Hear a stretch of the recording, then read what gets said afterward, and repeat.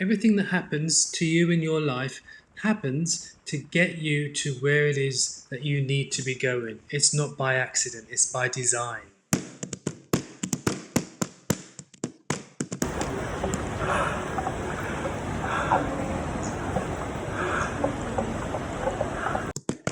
Previously on Obi Men's Wellness, I'm very much into vibrational work, vibration and frequencies.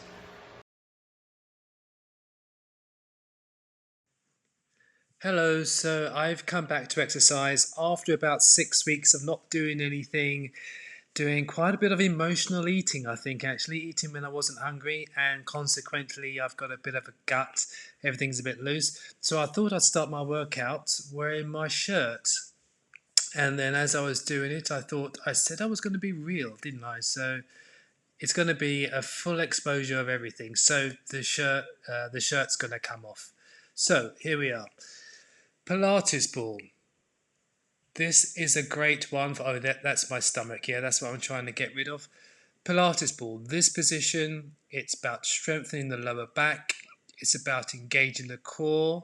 You're also going to work your glutes. You're going to work your hamstrings. And you're also going to work your calf muscles. It's really important that you set your intentions for your workout before. You set your intention that you're going to have a good session, your muscles are going to be responsive, and your muscles are going to remember. So, to open up the hips, we start doing some kicks. Now, I hope this isn't too challenging for anyone because everyone should be doing this to open up the hips. Kicks that turn into knee lifts. And as we lift the knees, we open up the hips to make it a little bit easier to do the strike. Now these are the strikes. If you can do 15, 20 of these, the more you do, the more comfortable you'll feel doing them. And then you'll be doing them for about a minute without even realizing. And then a bounce. This is an energy flow throughout the whole body. So if your knees are not quite what they used to be, you might find this a little challenging, but it's down to you. You know what your body is capable of doing, and if bouncing on your knees like this is too difficult, then don't do it. We're moving the arms forward.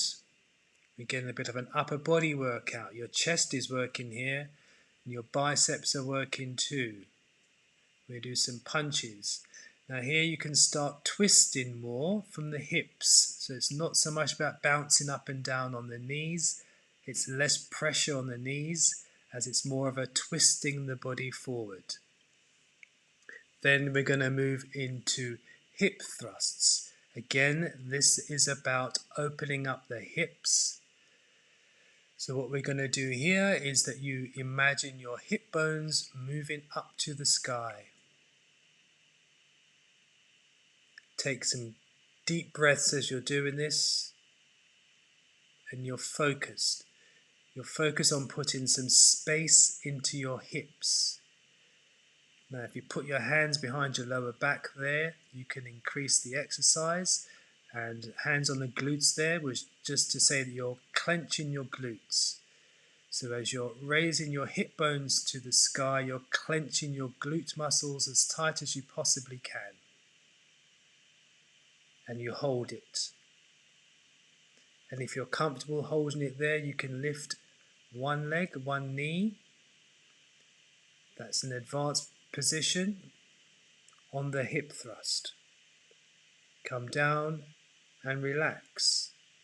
Side plank. If this is what you can manage, then just do the side plank without raising the leg. If you can raise the leg, then do so. Now I usually hold these positions for longer, but I'm just trying to show you what the positions are. So when we start doing workouts, full workouts, you know exactly what's going on. It's regular side plank if that's what you can manage.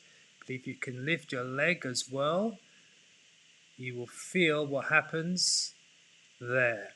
That's what's going to tighten up when you do that. and then into resistance bands. So once again, this is the area that I'm working on. My chest, I always wish my chest was up there, but it's down there. I want it up there, but it's down there. I want it up there, but it's down there. I want it up there, but it's down there. So that's what I work on pretty much all the time. And there we go. So pretty self-explanatory here. And this is for what Kath and Kim call the fordibidas. So the section underneath your arms there that flap around. This exercise is particularly good for that, as well as your triceps, as you can see here. And here you're working your pecs and your arms at the same time. And that's it for this week. Hello, I do apologise for the sound quality of these videos. I know it's pretty crap, but I'm just using the mic that's inbuilt in the laptop, so it's not great. I just don't have the money to buy a proper mic, but I promise, when I've got some money, I will buy a proper mic so that you can all hear exactly and very clearly what I'm saying. Please don't give up on me.